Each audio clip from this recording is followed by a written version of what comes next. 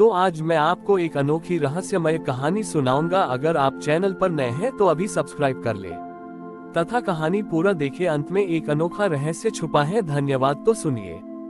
बहुत समय पहले की बात है। विंध्याचल के घने जंगलों के बीच अचल नाम का एक पत्थर चट्टा पत्थर काटने वाला रहता था। अचल का काम पहाड़ों से पत्थर काटकर शहर ले जाना था। अचल के पास एक पुरानी बैलगाड़ी थी और एक बूढ़ा बैल था जिसका नाम उसने नंदी रखा था। अचल स्वभाव से बहुत कठोर था, ठीक उन पत्थरों की तरह जिन्हें वह दिन रात काटता था। वह भगवान में विश्वास नहीं करता था। उसका मानना था कि केवल श्रम ही सत्य है। एक दिन पहाड़ काटते समय अचल को एक बहुत ही अजीब पत्थर मिला।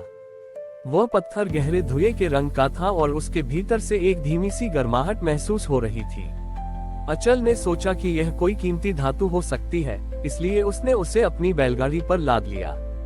जैसे ही उसने उस पत्थर को छुआ, उसे लगा कि उसके भीतर का क्रोध और थकान धीरे धीरे कम हो रही है, लेकिन उसने इसे अपना भ्रम मानकर नजरअंदाज कर दिया।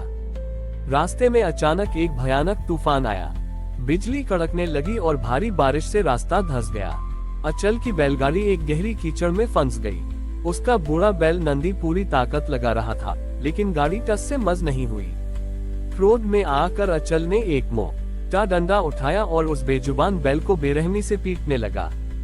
तभी गाड़ी पर रखे उस धुएं के रंग के पत्थर से एक गूंज उठी।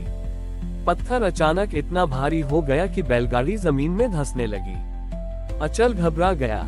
तभी उसे एक दिव्य स्वर सुनाई दिया, अचल, पत्थर काटने वाले हाथ जब किसी जीव पर प्रहार करते हैं तो वे पत्थर से भी अधिक जड़ हो जाते हैं। अचल ने मुड़कर देखा तो वह पत्थर अब एक दिव्य शिवलिंग का रूप ले चुका था, जिससे नीली लपटें निकल रही थी। स्वयं महादेव वहां प्रकट हुए, लेकिन उनके कंधे पर वैसे ही चोट के निशान थे जैसे अचल ने अपने बैल को दिए थे। अचल कांपने लगा।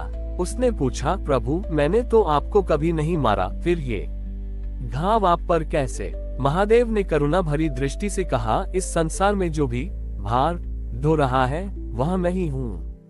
जब तुमने उस बैल को मारा तो उसका दर्द सीधे मेरे हृदय तक पहुंचा। तुम पत्थर काटकर उसे आकार देते हो, लेकिन अपने भीतर के कठोर पत्थर को कब पिघलाओगे? उद्धरण चिन्ह। अचल की आंखों से पहली बार आंसू बहे। उन आंसुओं के गिरते ही वह पत्थर शिवलिंग शीतल हो गया और अचल का हृदय कोमल। उसने उसी समय डंडा फेंक दिया और अपने बैल को गले लगा लिया। चमत्कार यह हुआ कि बैल के घाव तुरंत भर गए और वह एक युवा सांड की तरह शक्तिशाली हो गया।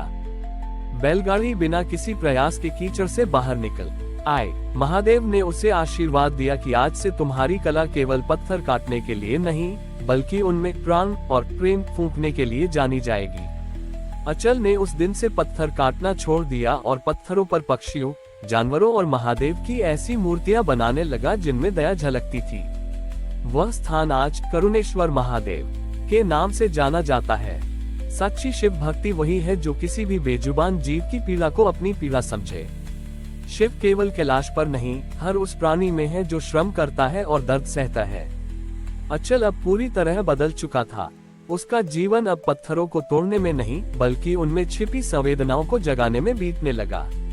उसने जंगल के उसी स्थान पर एक छोटी सी कुटिया बना ली जहां महादेव प्रकट हुए थे। अब उसके पास जो भी पत्थर आता, वो उसे तराशकर ऐसी कृतियां बनाता जिन्हें देखकर लोगों के मन में करुणा जाग उठती। एक समय की बात है, उस क्षेत्र में विक्रम नाम का एक बहुत ही अहंकारी राजा शिकार करने आया। विक्रम को अपनी शक्ति पर इतना गर्व था कि वह निर्दोष जानवरों का शिकार केवल अपने मनोरंजन के लिए करता था। शिकार खेलते खेलते वह अचल की कुटिया के पास पहुंचा। उसने देखा कि वहां एक हिरण का बच्चा अचल की गोद में निर्भय होकर सो रहा था। राजा विक्रम ने अपना धनुष उठाया और उस हिरण पर निशाना साधा। अचल ने शांत भाव से कहा, राजन, ये वन महादेव व की शरण है। यहाँ शस्त्र नहीं, केवल शास्त्र और शांति का वास है। राजा हंसा और बोला, मैं राजा हूँ, पूरी प्रकृति पर मेरा अधिकार है। जैसे ही राजा ने बाण छोड़ा, वह बाण हवा में ही पत्थर का बन गया और जमीन पर गिर पड़ा। राजा हैरान रह गया। उसने एक के बाद एक कई बाण चलाए, पर हर बाण पत्थर का होकर गिर जाता। क्रोधित होकर राजा अपनी तलवार लेकर अचल की ओर बढ़ा। तभी अचल ने अपनी छेनी और हथौड़े से उस धुएं के रंग वाले पत्थर शिवलिंग पर एक छोटा सा प्रहार किया। उस चोट की आवाज से पूरे जंगल में एक ऐसी गर्जना हुई कि राजा के हाथ से तलवार छूट गई। अचानक राजा को महसूस हुआ कि उसका अपना शरीर भारी हो रहा है। उसके हाथ पैर पत्थर की तरह जड़ होने लगे। वह हिल भी नहीं पा रहा था। उसे अपनी आंखों के सामने वही दृश्य दिखने लगे जो उसने शिकार के दौरान जानवरों को दिए थे। उसे उन मूक प्राणियों का भय और पीड़ा स्वयं के भीतर महसूस होने लगी। अचल ने राजा के पास जाकर उसके मस्तक पर हाथ रखा और कहा, राजन, जब तक हृदय पत्थर का रहता है, मनुष्य को दूसरों का दर्द नहीं दिखता। लेकिन जब शरीर पत्थर का होने लगता है, तब उसे प्राणों की कीमत समझ आती है। राजा विक्रम रोने लगा। उसने मन ही मन महादेव से क्षमा मांगी। जैसे ही उसके भीतर पश्चाताप का भाव आया, उसका शरीर फिर से सामान्य हो गया। राजा ने अचल के चरणों में सिर झुका दिया और शपथ ली कि वह अब कभी किसी निर्दोष जीव की हत्या नहीं करेगा। राजा ने उस स्थान पर एक विशाल जलाशय बनवाया ताकि जंगल के सभी पशु पक्षी प्यासे न रहें।